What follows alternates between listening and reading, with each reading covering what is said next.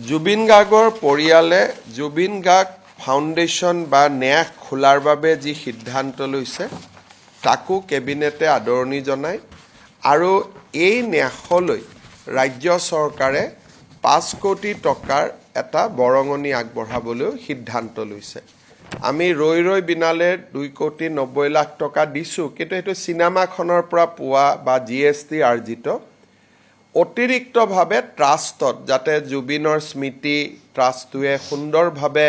সংৰক্ষণ কৰিব পাৰে, গানৰ বিভিন্ন ধৰণৰ গীতবোৰ সংৰক্ষণ কৰিব পাৰে, এটা মিউজিয়াম বনাব পাৰে, বিভিন্ন কামত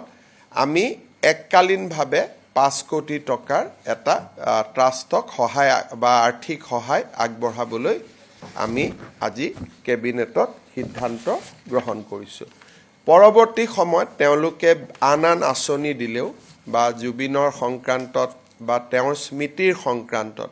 আৰু যদি কিবা চৰকাৰক আঁচনি দিয়ে তাৰ ক্ষেত্ৰতো চৰকাৰে ট্ৰাষ্টক সহায় কৰাৰ বাবে সদায় প্ৰচেষ্টা অব্যাহত ৰাখিব।